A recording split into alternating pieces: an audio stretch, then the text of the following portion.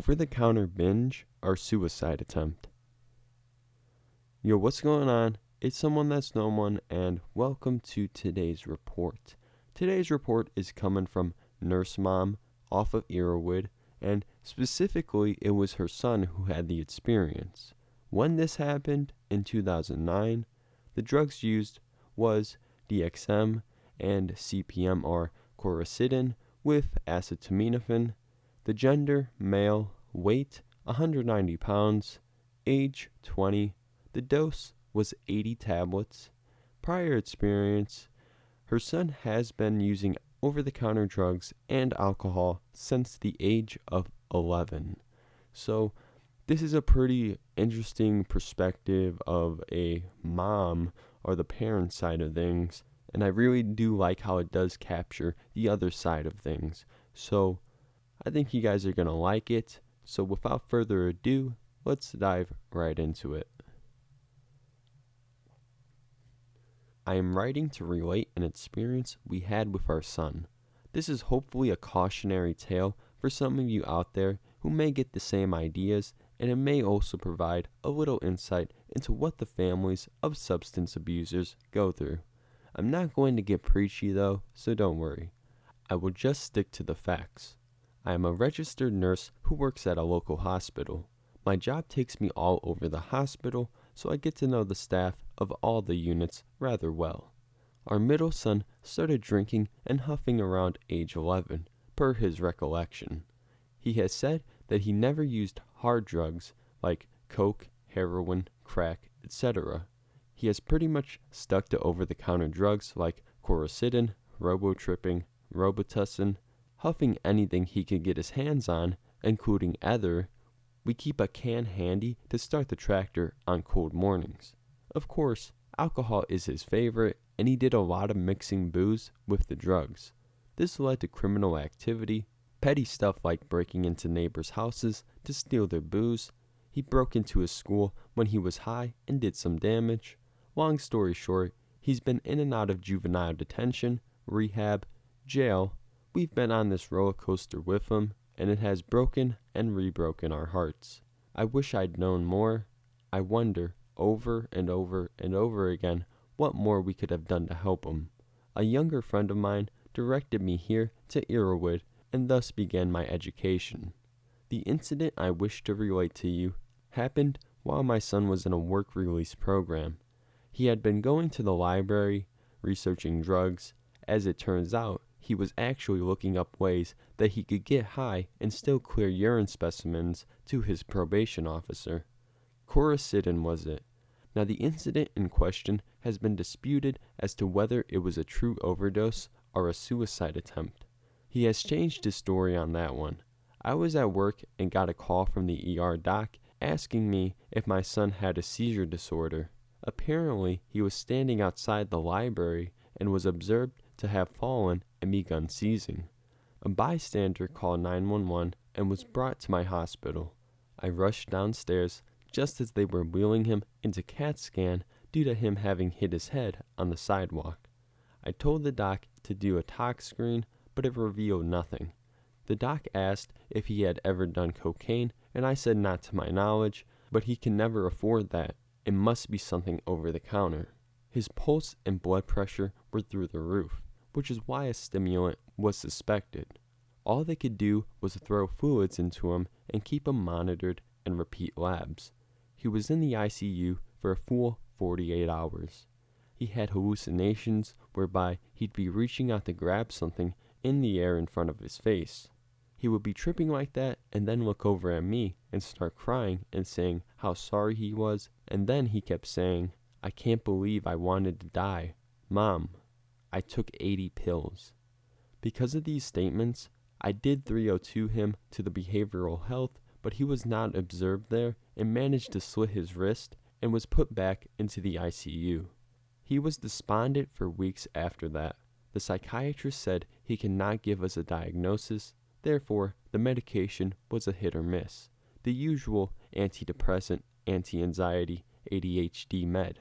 He said that because our son had been using since the age 11, the substance abuse disorder clouded whatever psychological diagnosis could be made. altering the brain chemistry during such an important developmental period, blah blah blah, couldn't determine the actual specific disorder, blah blah blah. He simply told my husband and I to keep our marriage strong so our son had that stable family base and to attend Al-Anon meetings, which we did and got some good insights from, but have not continued. Our son blew yet another chance and is now in jail again, serving 4 years this time for breaking into a house while high. He'd walked away from his program and encountering the homeowners who had a loaded gun to his head when they realized he was just a kid who was high as a kite. He did not steal a thing. He was rowing a pretend boat in their kitchen, thinking he was a pirate seeking treasure. They had every right to shoot him and did not, despite being scared out of their minds. This was chlorpheniramine and booze. Again.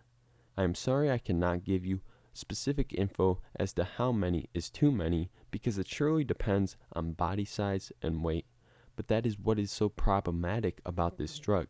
Too much, seizure, coma, and death seems to be about the order of things. You do have out-of-body experiences with this drug as well. I hope this is useful info to somebody out there. All I know is after this experience, even our docs hadn't heard about this drug being abused, and they were now that much wiser. Thanks for listening.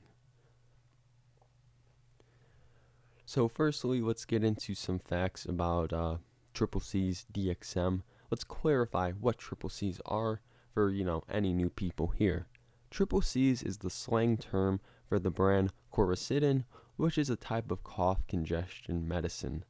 In your standard box of CCCs contains the ingredients dextromethorphan, or DXM for short, and chlorpheniramine maleate.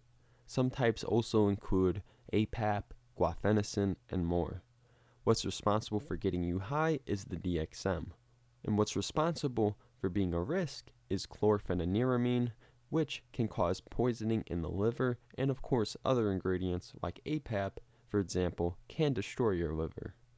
Products containing DXM as the only active ingredient is a very solid way to avoid a lot of these complications. But as for the report, this is a really good perspective of an innocent parent who had to experience the classic hospital drug trip disaster, this seeming to be a failed suicide attempt. This individual may have been misguided due to some uncontrolled factors when he was young, which led him onto this downward spiral of criminality and social disobedience.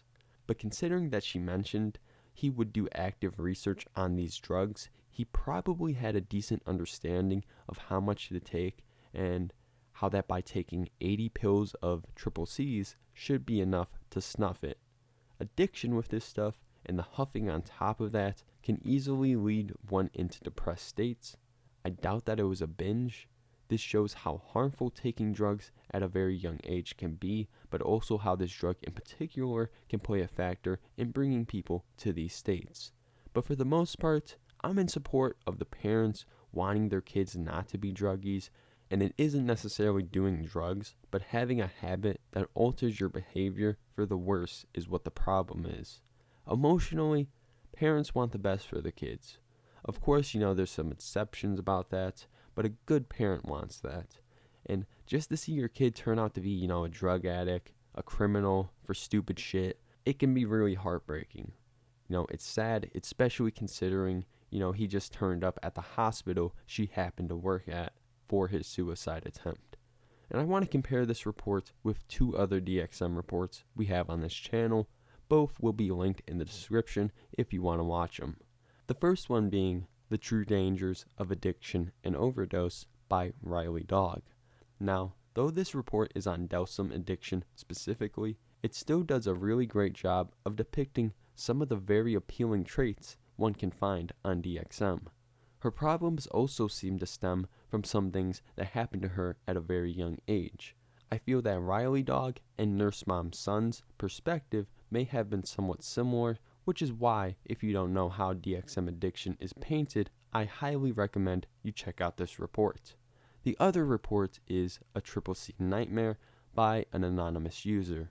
This report really highlights the state of mind that one can enter when on CCCs and gives more perspective on how Nurse Mom's son's CCC use went and how he ended up in those weird situations like breaking into some random people's house. Memory loss is a real possibility, and if you don't have someone with you, who knows what the hell you might end up doing. So that's going to be it for this report. Addiction can be a real thing with DXM, and it can be even worse with CCCs. And if you guys know anyone going through it, help them out. Just show your support, be there for them, do what you can. So if you guys have any requests for a specific substance or type of trip, leave it down below. Like the video, subscribe. It's been your boy, Someone That's No One, and I'll see y'all next time.